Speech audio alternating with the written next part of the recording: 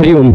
स्वागत है आप सभी का आज के इस व्याख्यान में। हम सभी लोग लघु सिद्धांत कौमुदी पढ़ रहे हैं और इसमें अब तक 10 प्रकरण पढ़ लिए हैं। आज एक नया प्रकरण शुरू हो रहा है जिस प्रकरण को हम अव्यय प्रकरण के नाम से जानते हैं। कौन सा प्रकरण है यह? अव्यय प्रकरण। अव्यय क्या होता है? अव्यय होता क्या है यहाँ आप देखेंगे तो लघु सिद्धांत कौमुदी में अव्यय प्रकरण में एक, फिर उसके बाद केवल एक अभी तक दिखा, फिर 2, 3, 4 सूत्र हैं और फिर अव्ययाद आप चुका है। ठीक, फिर एक श्लोक दे दिया है, 4-5 सूत्र ही है। अब आप जरा अष्टाध्यायी में पहले अध्याय में पहले पाद में 37-38 नंबर सूत्र देखेंगे तो वही सूत्र से हमको पढ़ना शुरू करना है। स्वरादि निपातम अव्ययम। कितने नंबर का सूत्र है? 37 नंबर का। यहाँ से अष्टाध्यायी में 1-1-37 से अव्यय प्रकरण शुरू होता है और यहाँ आप देख पा रहे होंगे तो अव्यय जो शब्द है स्वरादि निपातम अव्ययम में गोपाल दत्त पांडे जी वाली पुस्तक में अव्ययम शब्द मोटे अक्षरों में लिखा होगा और उसके बाद लिखा होगा 41, यानी उस अव्यय शब्द की अनुवृत्ति 41 नंबर सूत्र तक जाती है। तो अव्यय संज्ञा करने वाले जो सूत्र है ना, अव्यय संज्ञा करने वाले जो सूत्र हैं वह प्रत्येक सूत्र इसी के अंदर मिल जाएंगे आपको। 37 से 41 तक यानी 5 सूत्र। स्वरादि निपातम अव्ययम, इसके बाद 38 नंबर पर मिल जाएगा तद्धितश्च सर्वविभक्ति ही, 39 नंबर पर मिल जाएगा कृन्मे जनतः, 40 पर त्वातो सुनक सुनः और 41 पर अव्ययी भावश्च। तो इतने ही हैं अव्यय प्रकरण के सूत्र। ये सभी सूत्र कहते हैं किसे अव्यय कहा जाता है वो बताते हैं। ठीक, अव्यय किसे कहा जाता है उसको परिभाषित करते हैं यही कौन? ये 5 सूत्र। अब स्वरादि निपातम अव्ययम का मतलब क्या है पहले इसको समझ लें, है ना। पहले अव्यय होता क्या है? पाणिनि व्याकरण में आप देखते होंगे बहुत विचित्र विचित्र संज्ञाएं हैं। आपने देखा होगा पद संज्ञा तो मान लीजिए अन्वर्थ संज्ञा है। आपने देखा होगा संयोग संज्ञा प्रसिद्ध पूर्व आचार्यों की संज्ञा है। आपने देखा होगा एक सवर्ण, वो भी थोड़ा सा समझने लायक संज्ञा है। पर इत संज्ञा, इत का मतलब क्या होता है? घी संज्ञा, भू संज्ञा, नदी संज्ञा, है ना, घ संज्ञा, भ संज्ञा, ये सब है क्या? तो ऐसी संज्ञाएं पाणिनि जी भगवान पाणिनि संज्ञाएं जो बनाते हैं वो संज्ञाएं केवल व्याकरण में लाघव लाने के लिए करते हैं। और कुछ संज्ञाएं भगवान पाणिनि ने अपने से पूर्व के आचार्यों के मत में जो संज्ञा थी वही की वही संज्ञाएं उतार ली हैं, वैसे के वैसे प्रसिद्ध होने के कारण। यह काम केवल भगवान पाणिनि ही यही किया है, बाकी बहुत सारे व्याकरणकारों ने किया है, चाहे वह सरस्वत व्याकरणकार हो, चाहे वह भोजराज हो सरस्वती कंठाभरण में, चाहे वह हेमचंद्र हो सिद्ध हेम शब्दानुशासन में।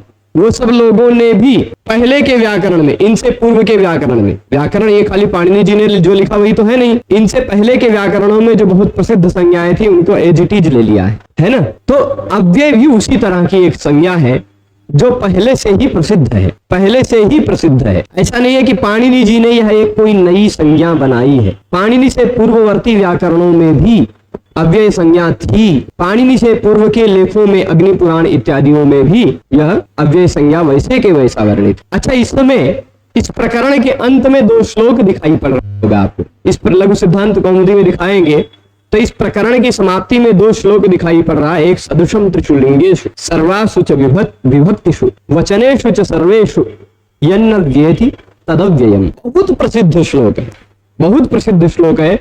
आपको 1-2 नहीं सैकड़ों पुस्तकों में लिखा हुआ मिल जाएगा। यह अव्यय किसे कहते हैं तो सब ये बताने लग जाएंगे जो सदृशम त्रिशूलिंगेषु, तीनों लिंगों में एक जैसा रहे। अब जैसे तट शब्द है तो तट शब्द पुल्लिंग में तटः तटी, तटः तटौ तटाः, स्त्रीलिंग में तट चला गया तो तटी तट्यौ तट्यः, नपुंसक लिंग में तट शब्द चला गया तो तटम तटे तटानि। तीनों लिंगों में प्रयुक्त होने वाले शब्दों की यही दुर्गति होती है। जैसे हमने वह शब्द देखा था, त्रिशब्द ले लीजिए, त्रयः, स्त्रीलिंग में तीसरा, नपुंसक लिंग में त्रीणि, है ना। विभक्तियों में अलग अलग हो जाता है, त्रयः, त्रीन्, त्रिभिः, त्रिभ्यः, वहां तीसरा, तिसृभिः, तिसृभ्यः, है ना। विभक्तियों में भी उसका स्वरूप बदल जाता है। तो अव्यय उसे कहते हैं जो सदृशम त्रिशूलिंगेषु, तीनों लिंगों में कहीं भी उसका कोई स्वरूप बदलता ही नहीं, वैसे का वैसा ही रहता है। जैसे अब ये स्वर, एक शब्द पहला वाला ही खाली ले लीजिए स्वर। अब इस स्वर शब्द को आप चाहे जिस लिंग में ले जाएं वह स्वर ही रहेगा, तीनों लिंगों में वही शब्द रह जाए। अच्छा, खाली तीनों लिंगों में ही नहीं, सर्वासु च विभक्तिषु, सभी विभक्तियों में भी, सातों विभक्तियों में और वचनेषु च सर्वेषु, सभी वचनों में। यन्न व्येति, जिसका कभी व्यय नहीं होता, जिसमें कभी परिवर्तन नहीं आता, वह अव्यय है।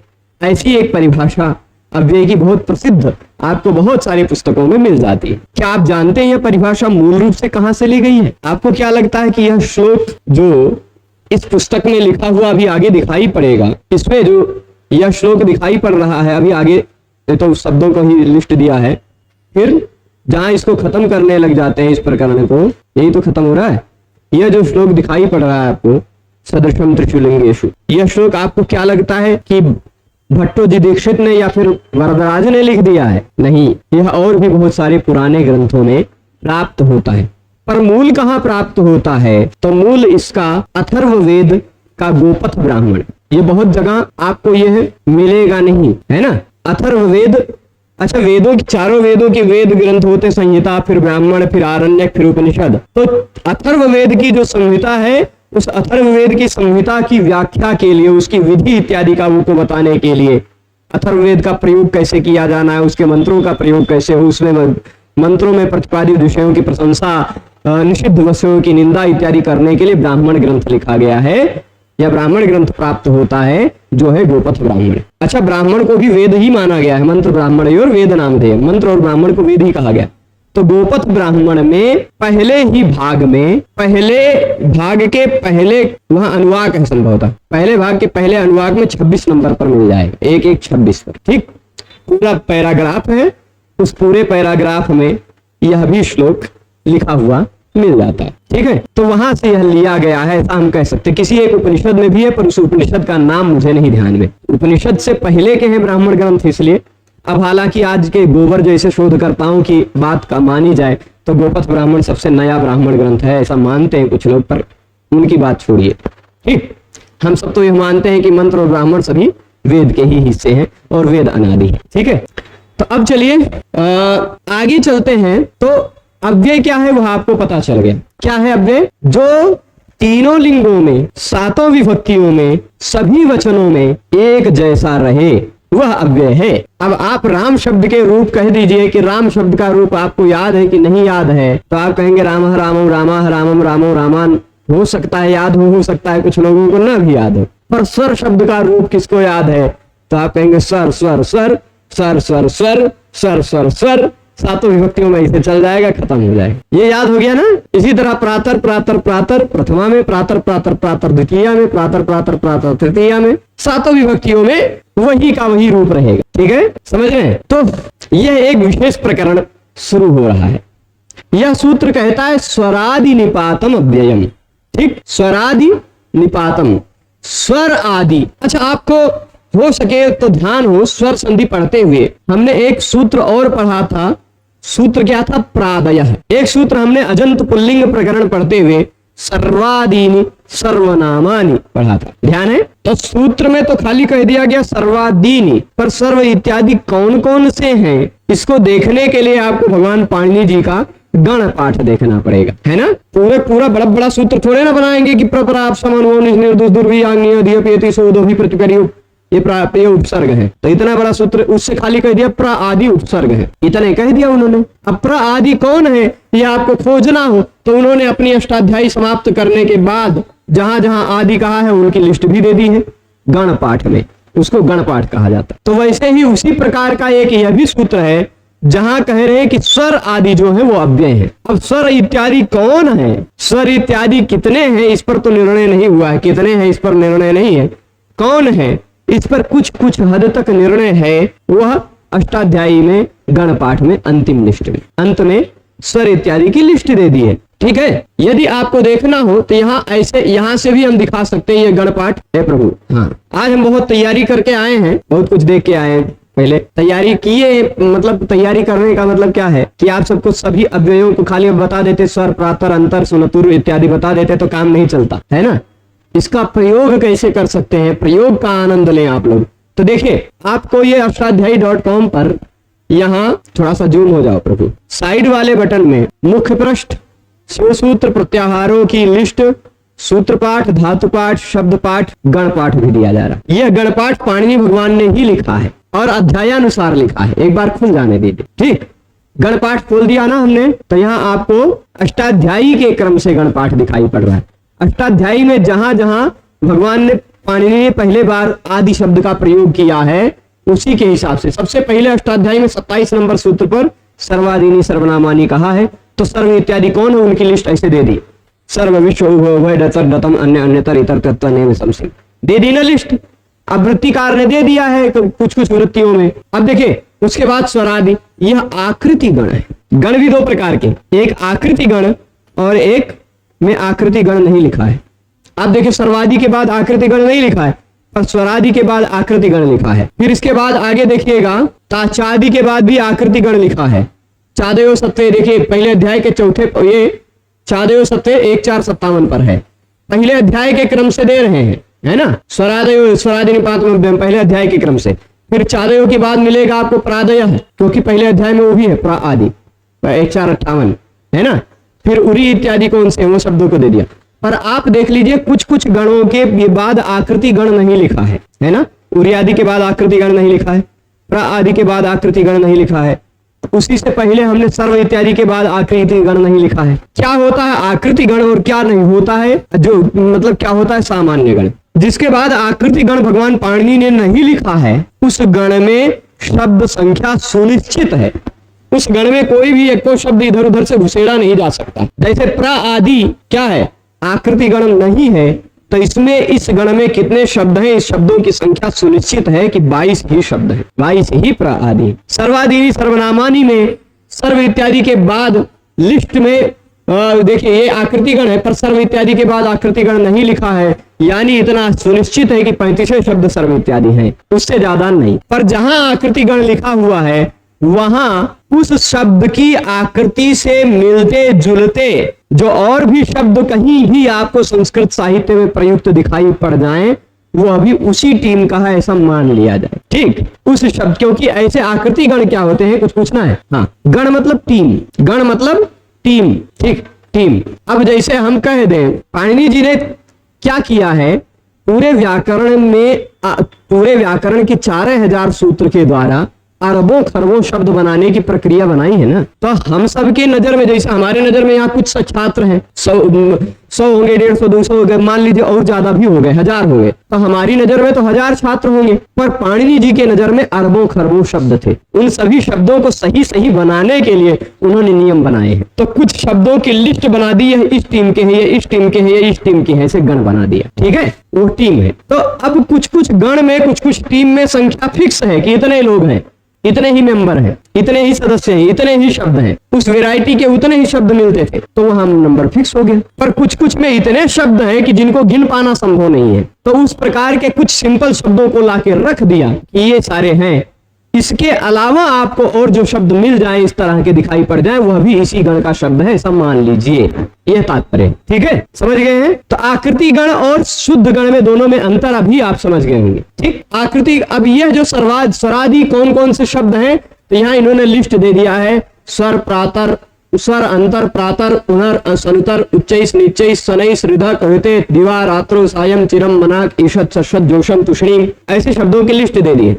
ये सारे स्वर इत्यादि हैं, ठीक। स्वर इत्यादि कौन से हैं, तो ये शब्दों की लिस्ट दे दी है। इतना ही नहीं है, इसके सिवाय और भी हो सकते हैं, ठीक, इसके सिवाय और भी हो सकते हैं, यह मतलब है। अच्छा, आप सूत्र जो पढ़ रहे थे आप, स्वरादि, वहां खाली स्वर आदि नहीं कहा गया, निपात भी कहा गया। स्वर इत्यादि और निपात अव्यय कहलाते। अब क्या है निपात, क्या है निपात भाई, आपके मन में यह प्रश्न आएगा, है कि नहीं भाई। स्वर इत्यादि तो मान लीजिए हम उस लिस्ट में देख ले, पर निपात क्या, ये भी तो देखना पड़ेगा ना। अव्यय खाली स्वर इत्यादि को नहीं कहा जा रहा है, अव्यय निपात को भी कहा जा रहा है। इस सूत्र का मतलब क्या हुआ, स्वर इत्यादि तथा निपात अव्यय कहलाते हैं। स्वर इत्यादि तथा निपात अव्यय कहलाते हैं। अब क्या है निपात, क्या है निपात, उसको जानने के लिए आप अष्टाध्यायी में ही एक ऐसे लिखते हैं, हिंदी वाली गिनती लिखते हैं, 1 4 56 नंबर सूत्र निकाल लीजिए। 56 होगा या 57 होगा, यही दोनों में से कौन होगा। 57 है, प्राग्रीस्वरान निपाता, हम कह रहे 56 है, प्राग्रीस्वरान निपाता, है ना। तो निपात वही वो सूत्र बता रहा है निपात क्या है। 1 4 56 नंबर सूत्र क्या है, मैं थोड़ा सा यहां लिख देता हूं। अच्छा, अब अष्टाध्यायी जिनके पास नहीं है ना, व्याकरण समझना उसके लिए थोड़ा बहुत कठिन होता है, पर जिसके पास हाथ में अष्टाध्यायी हो उसके लिए सब आसान है। क्यों? अभी तुरंत हम दिखवा देते हैं आपको, कहाँ है अव्यय, कहाँ है निपात, पूरी निपात की लिस्ट दे देते हैं। आपके अष्टाध्यायी में लिखा हुआ है सारे निपातों की लिस्ट, जैसे देख लीजिए। सूत्र नंबर 1 4 56 क्या कहता है? प्राग, मैं तोड़कर लिख रहा हूं, उससे आप समझ जाइएगा। प्राग रीश्वरात् निपाताः, यह एक प्रकार का अधिकार सूत्र है। इस सूत्र का मतलब क्या है? भगवान पाणिनि जी कहना चाह रहे हैं कि अब हम इस व्याकरण में रीश्वर शब्द का प्रयोग करेंगे। किसका? रीश्वर शब्द का प्रयोग करेंगे। जहां आपको रीश्वर शब्द मिल जाए, उस रीश्वर शब्द से पहले जो कुछ भी बताया जाए वह सब कुछ निपात है। रीश्वरात् प्राक् निपाताः, रीश्वर से पहले सब निपात है। इस सूत्र के बाद रीश्वर सूत्र के पहले जो कुछ भी है वह सब निपात है। तो रीश्वर सूत्र कहां मिलेगा? आप निकालिएगा 1.4.97, ठीक, 97। क्या सूत्र है? अधिरीश्वरे। अब इसमें रीश्वर शब्द दिखाई पड़ रहा है कि नहीं? रीश्वर दिख रहा है ना। तो भगवान पाणिनि जी ने इस सूत्र में 56 नंबर सूत्र में कहा कि रीश्वर शब्द से पहले जो कुछ भी है वह निपात है, और उस 56 नंबर सूत्र के 41 सूत्र बाद 97 नंबर सूत्र में रीश्वर शब्द लिख दिया है कि नहीं। यानी इस 56 के बाद 97 से पहले जो कुछ भी प्रयोग मिले वह सब निपात है। पता चल गया निपात क्या है? तो 41 सूत्रों में बताया गया है, कम सूत्रों में नहीं। अब उन्हीं निपातों में आप देखेंगे प्रा आदि भी है। प्रादय 59 58 या 59 नंबर पे, ये 58 पे, 58 पर है, ठीक। और उससे पहले 57 पर होगा चादयो सत्वे, ठीक। तो च आदि प्र आदि है ना। फिर उसके बाद कर्म प्रवचनीय जितने हैं वो सारे कर्म प्रवचनीय, अधि, उरी इत्यादि, उरियादि चिदाचश्च। फिर उसके बाद अनुकरण, अनिति पर वाला अनुकरण। फिर उसके बाद सत असत अलम अंतर कणे मनस। फिर उसके बाद पुरस अस्तम इत्यादि, ऐसे बहुत सारे शब्दों की वहां लिस्ट दी गई है। 97 नंबर सूत्र तक, अधि तक, है कि नहीं। यानी वह 1 4 56 से 1 4 97 तक जितनी लिस्ट दी गई उस लिस्ट में शब्द में लिखे होंगे, देख लीजिए, है कि नहीं। कुछ लिस्ट, कुछ सूत्र में शब्द लिखे हैं, जैसे पुरो अव्ययम पुरस अस्तम च अच्छ गत्यर्थ वदेशु अच्छ, ये सूत्रों में शब्दों की लिस्ट दी है ना। पर कुछ सूत्रों में सीधे सीधे आदि कह दिया, प्रा आदि, है ना। उरी इत्यादि, उरियादि चिदाचश्च, स्वरादि, वो क्या कह दिया, चादयो सत्वे, च आदि, है कि नहीं। तो च आदि जो है वह भी निपात है, प्र आदि जो है वह भी निपात है, उरी इत्यादि जो है वह भी निपात है, अस्त नमस पुरस अच्छ इत्यादि बहुत सारे शब्द हैं, अदस, वो सब भी निपात है, ठीक। तो स्वर इत्यादि जो शब्दों की लिस्ट देखी आपने, तथा इन 41 सूत्रों में जो 41 का इसको छोड़ देंगे तो, और फिर इसके बाद इसमें खाली अधि है। 41 सूत्र में बीच में 2-3 ऐसे भी हैं, ये आप देखिएगा 81 82 83। ते प्राग धातो छंदसि परेपि व्यवहिताश्च, है ना। ते प्राग धातो छंदसि परेपि व्यवहिताश्च। और फिर कर्म प्रवचनीय, ये 4-5 सूत्र कुछ ऐसे हैं जिनमें निपात कहा नहीं गया। कुछ अधिकार सूत्र हैं, कुछ नियम सूत्र हैं, कुछ विधि सूत्र हैं, ठीक।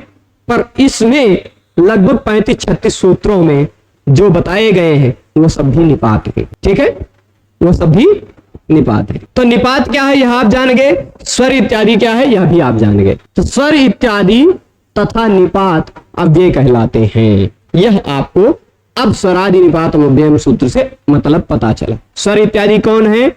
तो ऐसे अनंत शब्द हैं, ऐसे अनंत शब्द हैं स्वर इत्यादि जिनकी आकृति स्वर। अब कुछ शब्दों की लिस्ट दे दी है भाई, ये जितनी लिस्ट दी है उतने प्रयोग हम लोग नहीं करते हैं, पर हमारे आचार्यों ने, हमारे महर्षियों ने अपने साहित्य में, वाल्मीकि जी ने वाल्मीकि रामायण में, व्यास जी ने पुराणों में, महाभारत में, या कालिदास जी इत्यादियों ने अपने अपने साहित्य में प्रयोग किया ही है। तो जो प्रयोग किया है वह प्रयोग आप कैसे समझेंगे कि यह अव्यय है, उसके लिए आपको यह नियम जानना पड़ेगा, ठीक है। तो स्वरादयो निपाताश्च अव्यय संज्ञा स्युः, ये भी आप समझ गए होंगे। स्वर इत्यादि और निपात भी अव्यय संज्ञक होते हैं। अब स्वर इत्यादि क्या है? तो अब इसमें इस सूत्र में आपको इतनी बड़ी वृत्ति जो दिखाई पड़ रही है ना, यह आपके किसी काम की नहीं है। यदि आप रट लें तो बहुत अच्छी बात है, पर क्योंकि खाली लिस्ट दे दिए, स्वर अंतर प्रातर, आप सबके संतोष के लिए एक बार पढ़ डालते, सारे शब्दों की लिस्ट है, स्वर आदि कौन कौन से वह लिस्ट दे रहे, स्वर अंतर प्रातर पुनर सुनतुर सनुतर उच्चैस नीचैस शनैस ऋधक ऋते युगपत आरात मृथक यश श्वस दिवा रात्रु सायं चिरम मनाक ईशत जोशम तूषणीम बहिष अवस समय निक्षा स्वयं वृथा नक्तम नई हेतु इद्धा अद्धा। अब वो अद्धा अद्धा मत समझिएगा, अद्धा का मतलब होता वस्तुतः, वास्तविक रूप में ऐसा है। अवैति त्वामद्धावत वरदमुग्धा युवतयः, वहाँ महिम्न स्तुति में, और अद्धा सांख्य कारिका में भी एक बार प्रयोग है अद्धा शब्द का, ठीक है। तो सामी वत वत वत एक प्रत्यय है, ब्राह्मणवत क्षत्रियवत इत्यादि, सना सनत सनात उपधा तिरस अंतर, ये उपधा दूसरा है, उपधा मतलब उपधा संज्ञा वाला मत ले लीजिएगा, नहीं तो उपधायाम उपधाया इत्यादि पाणिनि जी प्रयोग नहीं करते, है कि नहीं। स्वस्ति स्वाहा स्वधा अलम वषट श्रौषट वौषट अन्यत अस्ति उपांशु, अस्थि भी एक अव्यय है, अस्थि भी एक अव्यय है, आप अस्तिस्तः संति मत कहिएगा, है ना। अहम अरुण अस्ति, अस्थि का मतलब है ही होता है प्रयोग करते हैं तो त्वामस्मि वच्मि विदुषाम, अस्मि भी एक अव्यय है, त्वामस्मि वच्मि विदुषाम समवायो प्रतिष्ठति आत्मीयाम मतिमास्थाय मतिरत्र आत्मीयाम मतिमास्थाय कृतिमत्र विधेहि तत्, ऐसे कुछ करके है, अंतिम चरण में भूलम। अस्मि है, अस्ति उपांशु क्षमा विहायसा दोषाम ऋषा मिथ्या मुधा पुरा पिथो प्रयत्निथस प्रयस, ये सारे शब्दों की खाली लिस्ट दी है।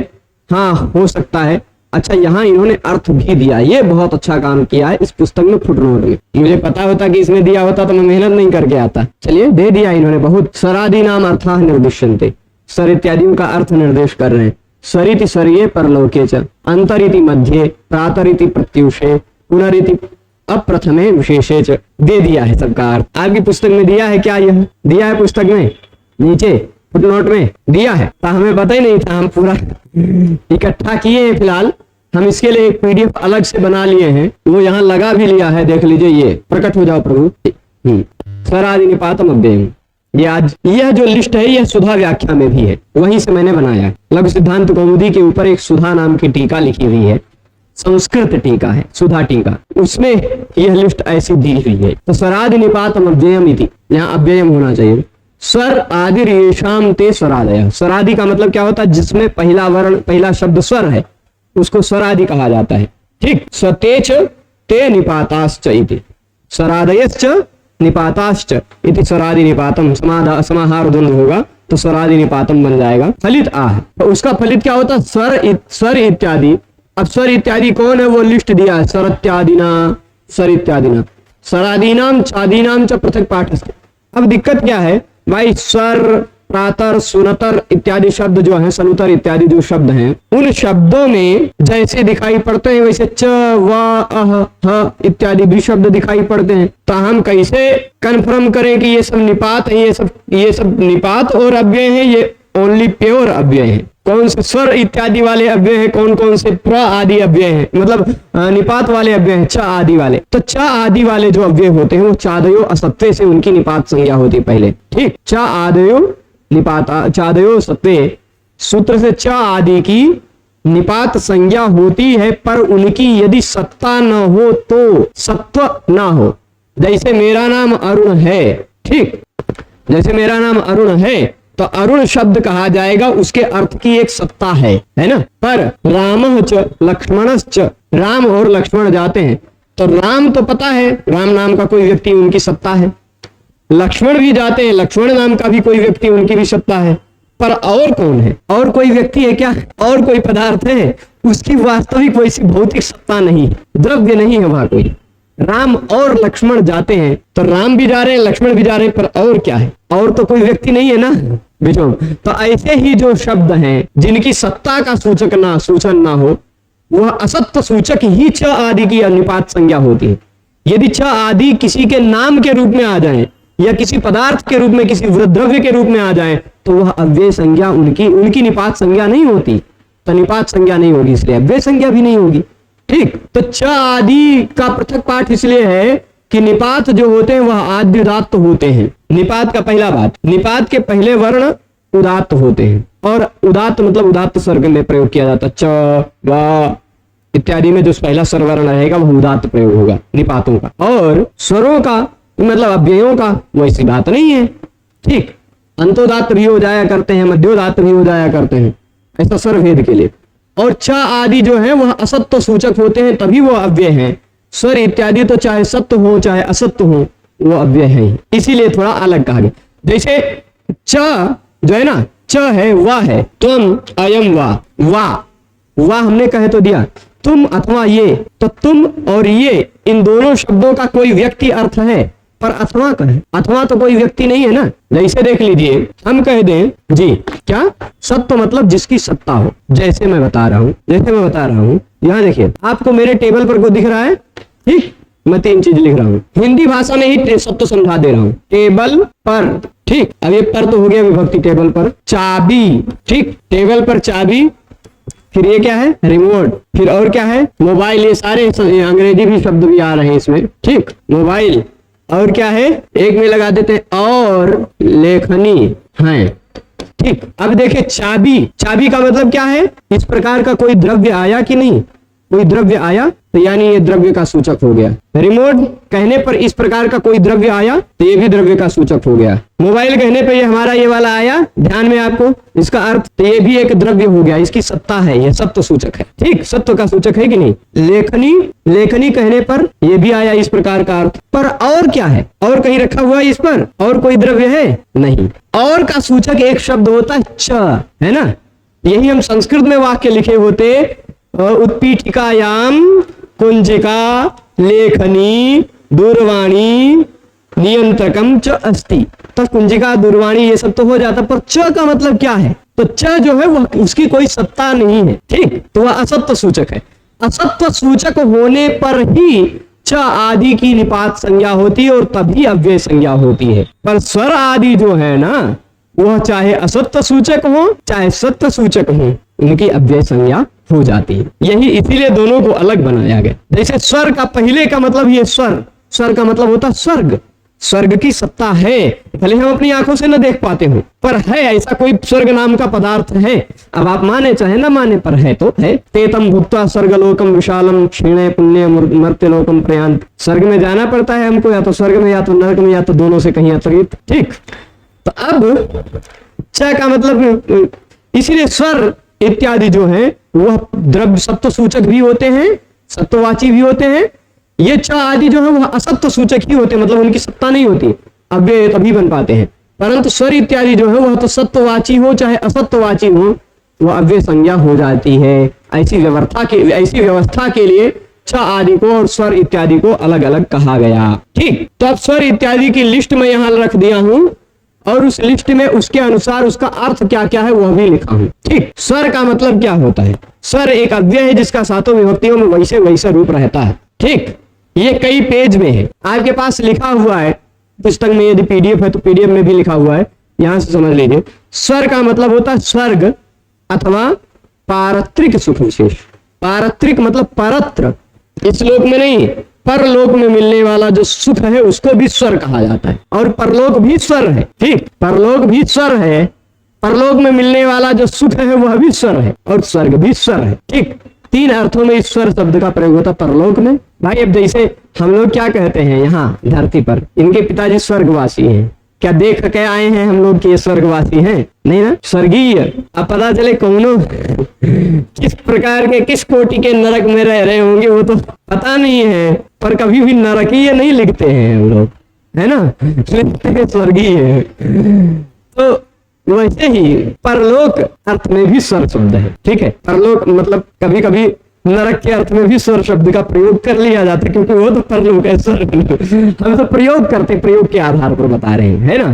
तो 3 अर्थ में हो गया। अब स्वर शब्द का प्रयोग, अंतर शब्द का प्रयोग, प्रातर शब्द का प्रयोग, पुनर्शब्द का और सनुतर शब्द का, ये 5 र अंत वाले हैं, 5 रेफांत है ना। यहां आप देखिएगा स्वर शब्द का आप ऐसे परलोक सह स्वरगात, ठीक, हाँ, हंसीव कृष्ण ते कीर्ति स्वर गंगाम वगाहते, सर्गंगाम, स्वर्गंगाम, स्वर्ग की गंगा अथवा स्वर्गम और गाम अवगाहते, दो तरह से अर्थ लेते हैं उसका। तो ये कुवलयानंद ने उपमा अलंकार के उदाहरण में दिया स्वर शब्द का प्रयोग। और स्वर शब्द का प्रयोग है वाल्मीकि रामायण में भी बहुत है, सुंदर एक आध, पर उदाहरण अभी वैसे तुरंत इतना जल्दी ध्यान नहीं आएगा और मुझे उतना समय नहीं मिल पाया कि मैं इन सबके आगे एक एक श्लोक का उदाहरण भी टाइप करके लिख, पर आप सबको कल मिल जाएगा सभी शब्दों का एक एक दो उदाहरण तो आपको श्लोक में मिल जाएगा सभी शब्दों का।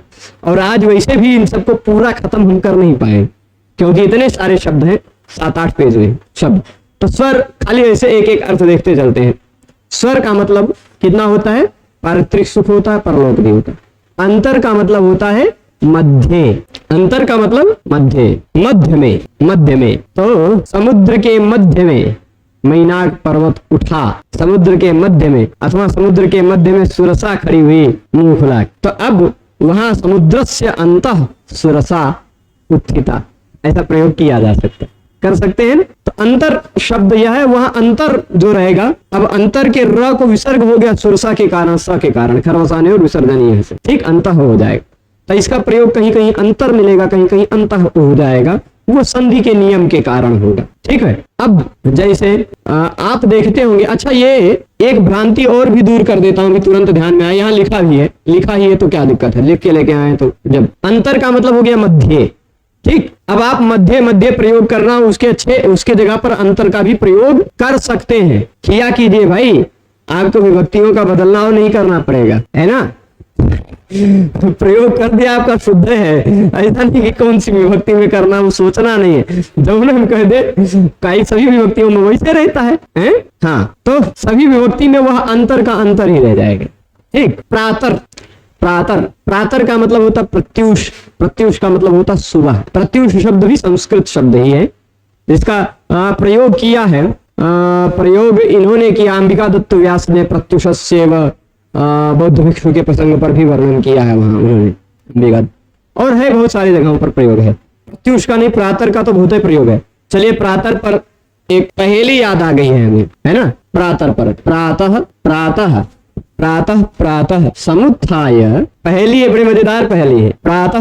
प्रातः समुत्थाय द्वौ मुनि च कमंडलू। अब दूसरी लाइन इसका यह है, अत्र क्रियापदम गुप्तम यो जानाति स पंडितः, ऐसी पहेली है प्रातः शब्द के प्रयोग के साथ। प्रातः समुत्थाय द्वौ मुनि च कमंडलू अत्र क्रियापदम गुप्तम यो जानाति स पंडितः। इसका मतलब अब बाद में बताएंगे, पर यहाँ पर एक प्रातः शब्द तो दिखाई पड़ रहा है ना। इसमें दूसरी लाइन पहले प्रातः, इसका भी मतलब सुप्रातः अगर लेना चाहें तो अभिभ्रांति, बस सुबह उठ करके दो मुनि, कमंडलू में द्विवचन है, यानी दो कमंडलू, दो मुनि और दो कमंडलू, ऐसा ये पहली लाइन का अर्थ हुआ। पर इस पहले वाक्य में क्रियापद गायब है, उस क्रियापद को जो जानता है वही पंडित है। क्रियापद कौन सा है, प्रातः समुत्थाय द्वौ मुनि च कमंडलू, कौन सा है। पहली लाइन में कोई क्रियापद खोजिए। तो ऐसी एक पहेली याद आ गई। तो वहां क्या है, हम धातु पाठ में जाते हैं और आपको एक धातु दिखाते हैं, ठीक है। यहाँ क्रियापद है प्रातः, ये क्रियापद है। प्राधातु है, एक प्राधातु है जिसका प्राति, प्रातः, प्रांति ऐसा रूप बनता है।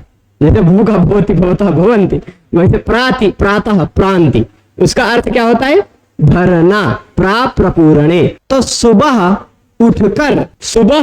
उठकर दो मुनि दो कमंडलों को भरते हैं, ठीक है। तो ये खाली एक पहेली भी बीच में आ गई और प्रातर शब्द का प्रयोग भी मिल गया, ठीक है। अब प्रातर में जो र था उसका उपोह कपोच से विकल्प से विसर्ग हो गया, ठीक है, समझ गए। तो मिटा दे इसको। आगे प्रातः स्मरामि, ऐसे बहुत सारे जगह पर प्रातः का प्रयोग आपको मिल जाएगा, है ना। प्रभाती पढ़ते हैं यहाँ आप तो, पुनर् बहुत प्रयोग पढ़ा होगा आपको। पुनः प्रातर मतलब सुबह भाई, अभी बताया तो अब पुनर् प्रातर भजामि, प्रातः स्मरामि, कहीं कहीं प्रातः मिलेगा, कहीं कहीं प्रातर मिलेगा, खाली इतना ही मिलेगा। हाँ, एक आध जगह मुझे ऐसा भी प्रयोग मिला है, प्रातारम्यम, अभी तुरंत बनाते हैं, प्रातारम्यम नभो वीक्ष, प्रातारम्यम नभो वीक्ष, प्रातः कालीन रमणीय आकाश को देखकर, है ना। यहाँ प्रातः जो है ना वह क्यों हो गया है, क्योंकि प्रातर और रम्य दो र एक साथ आ गया तो ढ्रलोपे पूर्व, और दो र में से पहले र का लोप हुआ और ढ्रलोपे पूर्व से दुर्गुण हो गया। ठीक, वहां आपको उदाहरण यही पुनर वाला दिया है।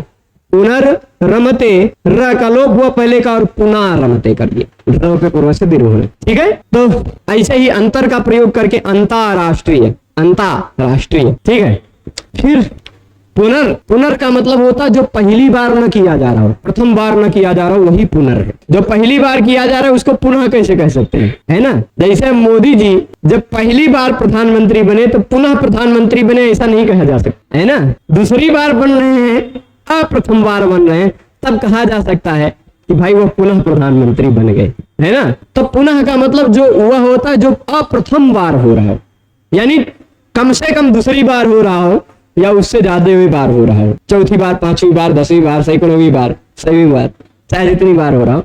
पुनः का मतलब वही है दूसरी बार से आगे। ठीक, और पुनः का मतलब विशेष, पुनः का मतलब विशेष भी होता है। मम च पुनः दिवापि रात्रावपि, पुनः का मतलब भाई तुम्हारी बात तो अलग और मेरी तो पुनः, मम पुनः ऐसे भी प्रयोग किया है। तो मेरी बात ऐसी है, तुम्हारी बात ऐसी है, मेरी बात ऐसी, तो वहां विशेष विशेष बात कर पुनः का प्रयोग होता है। सनुतर का मतलब होता है अंतर्धान हो जाना। क्या हो जाना, गायब हो जाना, अंतर्धान। सनुतर का मतलब अंतर्धान। सनुतर बभू, सनुतर बभू, सनुतर बभू ऐसे कह सकते हैं। कौन गायब हो गया था, किसी को देख के कोई गायब हुआ है, ऐसा प्रयोग नहीं। ऐसे है बहुत सारे लोग, बहुत सारे, जैसे क्या हनुमान जी को देख के भूत चलिए ठीक है, हनुमंतम दृष्टा हनुमंतम प्रेता सनुतर भवंती, सनुतर भवंती यानी अंतर्धान हो जाते हैं। वैसे भी अंतर्धाने रहते हैं जो प्रकट होते हो फिर अंतर्धान हो जाए ऐसा। अच्छा, ये प्रयोग हम साहित्यिक प्रयोग कर सकते हैं इसका। हमने पढ़ा है एक अभिमारकम नाम का नाटक, भास ने लिखा है उसको। ठीक, अभिमारकम। उस अभिमारकम नाटक की कहानी में ऐसा है कि अभिमारक जो नायक रहता है, हीरो उस कहानी का, वह किसी राजा की राजकुमारी कुरंगी नाम की राजकुमारी से प्रेम करता है। पहली नजर में दोनों को प्रेम हो जाता है और वह सच में पहले से ही रिश्तेदार रहता है, पर वह अपना रूप छिपा करके वह आकर कन्या अंतःपुर में ही रहने लग जाता है। उसको अंतःपुर से बुलावा आ जाता है तो वहीं रहने लग जाता है और राजा को पता ही नहीं है कि हमारे राजकुमारी के भवन में कोई रह रहा है। जब राजा को पता चलता है तो वह किसी तरह से भाग जाता है। भाग तो जाता है पर मन उसका वहीं लगा रहता है। उसके वियोग में वह आत्महत्या करने का बहुत बार प्रयास करता है। आग में कूदता है तो अग्नि देवता का वह बेटा रहता है, इसलिए अग्नि देवता उसको ठंडे लगते हैं। तो ऐसे बहुत सारा प्रयास करते करते किसी तरह नहीं मरा तो वह सोचा एक काम करता हूँ, पहाड़ पर जाकर उस पर कूद पड़ता हूँ, मर जाऊंगा। पहाड़ पर चढ़ा तो पहाड़ पर एक कुंड टाइप का दिखाई पड़ा, वहीं पर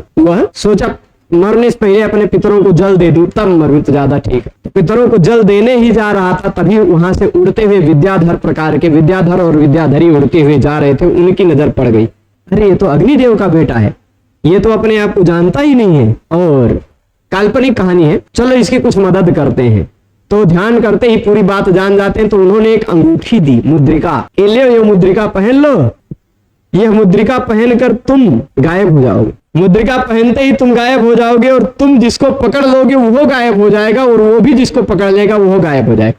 3 लोग तक गायब हो सकते हो एक साथ। ऐसी एक मुद्रिका दे दी। तो वह मुद्रिकाम अभिमारका मुद्रिकाम धृत्वा सनुतर बभू अथवा सनुतर बभूव, लुप्त हो गया, अंतर्धान हो गया।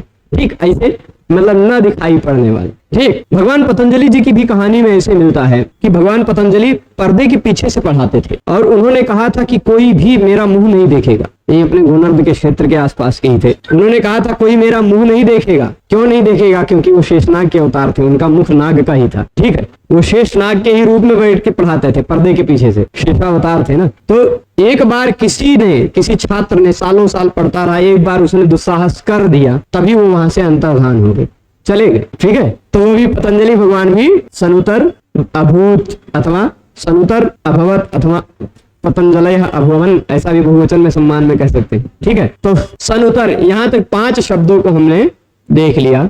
स्वर इत्यादि जो 5 हैं ये रेफांत है। कैसे हैं? रेफांत यानी इनका अंतिम वर्ण रेफ है, इसीलिए स्वर याति प्रातर अत्र इत्यादि में हसी च और अतोरोर प्लुताद प्लुते इत्यादि से उत्व नहीं हुआ।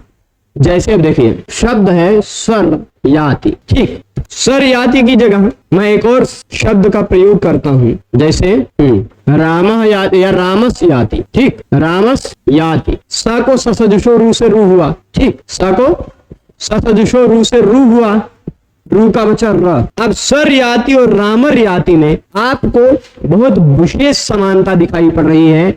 इसमें भी अर अंत में और इसमें भी या, अर या, ये दोनों शब्दों में दिखाई पड़ रहा है ना। पर यहाँ तो बन जाएगा रामो याति, यहाँ सो याति नहीं होगा, यहाँ रह जाएगा स्वर याति। काहे, क्यों? अथवा इसी तरह कोई दिक्कत नहीं, ऐसे ही एक आध उदाहरण अभी और देंगे। यहाँ स्वर याति क्यों हुआ? क्योंकि रामर में जो था वह रू था, यहाँ जो है यहाँ र है। और हसीच सूत्र क्या कहा था? हसीच सूत्र कहा है कि पहले अ हो, उसके बाद रू हो, उसके बाद हर्ष हो, तब वह लगता है। यहाँ आ है तो उसके बाद हर्ष भी है, पर बीचों में रू नहीं है, वो स्वयं र है, रेडीमेड र, स के स्थान पर आया हुआ रू नहीं है, ठीक। तो जहां रू रहेगा वहीं लगेगा। स्वर याति उदाहरण दिया। एक अगला उदाहरण दिया है प्रातरत्र, प्रातर अत्र। यहाँ कुछ लोग भ्रम में आकर कहेंगे आ है, फिर इधर भी आ है, अतोरोर प्लुताद प्लुते से ऊ कर दे, पर नहीं होगा, है ना। जैसे हम आपको बताते हैं, एक उदाहरण देते हैं, मनस अपि और पुनर अपि। अब यहाँ पर ससजुषो रू से जब रू कर देंगे तो मनर अपि हो जाएगा, होगा कि नहीं? पुनर अपि मनर अपि में बहुत समानता दिखाई पड़ रही। अंतिम तीन अक्षर न अर यहाँ भी है और इधर भी तीन अक्षर समाने हैं, फिर भी संधि अलग अलग होगी, है कि नहीं? क्योंकि यहाँ पर जो र है वह र नहीं रू है, और यहाँ पर जो र है वो शुद्ध र है ना। तो यहाँ अतो रो प्लुताद प्लुते से रू के स्थान पर ऊ हो जाएगा, पर यहाँ अतो रो प्लुताद प्लुते नहीं लग पाएगा, क्योंकि यहाँ तो रू है ये नहीं। तो पुनरपि तदभिज्ञान प्रेक्षतः पांथ सार्थान प्रतिपथमथ यूनं यान्ति तस्य क्रमेण। पुनरपि ऐसे इत्यादि प्रयोग हो जाएंगे, ठीक। पुनरपि जननम पुनरपि मरणम पुनरपि जननी जठरे शयनम, तो पुनरपि बनेगा। पर यहाँ मनोपि, माना उ अपि आ और हो जाएगा मनो अपि, एगा पदांतादति से पूर्व रूप होकर मनोपि, ठीक। तो यह स्वर याति प्रातरत्र इत्यादौ हसिच इति उत्वम न, हसिच अथवा अतोरोर प्लुताद प्लुते से उत्व नहीं हो पाएगा। तत्र रोह इति उकारानुबंध ग्रहणात्, वहां रू सूत्र में रोह कहा गया है ना, रू के स्थान पर ही होगा, ऐसा अनुबंध ग्रहण किया गया, ठीक। अब इससे आगे का जो विषय है उच्चैस से लेकर उच्चैस, नीचैस, सनैस, ऋधक, ऋते, युगपथ इत्यादि के अर्थों को बताते हुए, इनके उदाहरणों को चिंतन करते हुए हम आगे कल पढ़ेंगे। आज यही रोकते हैं, इतना विषय ध्यान करके आइएगा, और आज यही रोकते हैं। सभी लोग जुड़े रहे उसके लिए सभी को बहुत बहुत धन्यवाद। नमो नमः।